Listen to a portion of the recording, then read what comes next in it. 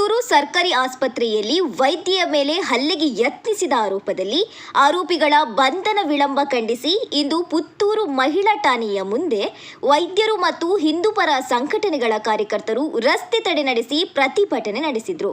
ಈ ವೇಳೆ ಡಾಕ್ಟರ್ ಆಶಾ ಜ್ಯೋತಿ ಪುತ್ತೂರಾಯರ ಮೇಲೆ ಹಲ್ಲೆಗೆ ಯತ್ನಿಸಿದ ಆರೋಪಿಗಳಾದ ಜೊಹರಾ ಮತ್ತು ಸಮಾದ್ರವರನ್ನ ಬಂಧಿಸುವಂತೆ ಒತ್ತಾಯಿಸಿದರು.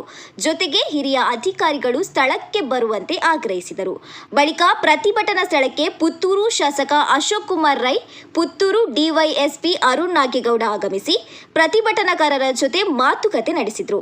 ಈ ಸಂದರ್ಭ ಮಾಧ್ಯಮಗಳಿಗೆ ಪ್ರತಿಕ್ರಿಯೆ ನೀಡಿದ ಅರುಣ್ ಕುಮಾರ್ ಪುತ್ತಿಲರವರು ಸಂಜೆ 6 ಗಂಟೆಯ ಒಳಗಡೆ ಆರೋಪಿಗಳನ್ನ ಬಂಧಿಸದಿದ್ದಲ್ಲಿ ಮತ್ತೆ ಪ್ರತಿಭಟನೆ ಆರಂಭವಾಗಲಿದೆ.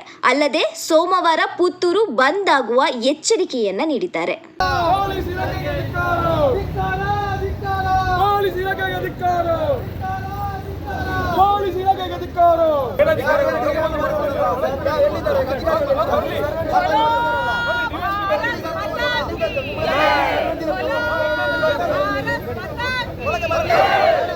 ಇವತ್ತು ಸಾಧ್ಯವಾದಷ್ಟು ಎಷ್ಟು ಬೇಗ ಅಷ್ಟು ಗಂಟೆ ಒಳಗೆ ನಾನು ಅರೆಸ್ಟ್ ಮಾಡ್ತೀನಿ.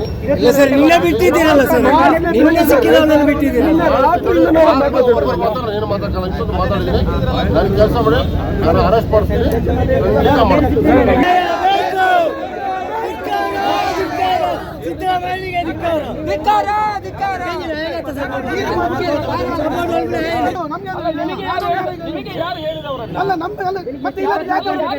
ಕರ್ಕೊಂಡು ಬಂದು ಬಿಟ್ಟದ್ದು ಯಾಕೆ?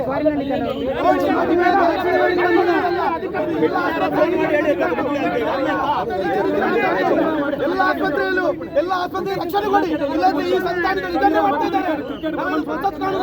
ಈ ಬಂಧನ ಮಾಡದಿದ್ರೆ ಆ ಕರ್ತವ್ಯಕ್ಕೆ ಅಡ್ಡಿಪಡಿಸಿದಂತಹ ಸೆಕ್ಷನ್ ಅನ್ನ ಆರೋಪಿಯ ಮೇಲೆ ಹಾಕದಿದ್ರೆ ಮತ್ತೆ 6 ಗಂಟೆಯ ಮೇಲೆ ಪ್ರತಿಭಟನೆ ಆರಂಭ ಆಗುತ್ತೆ.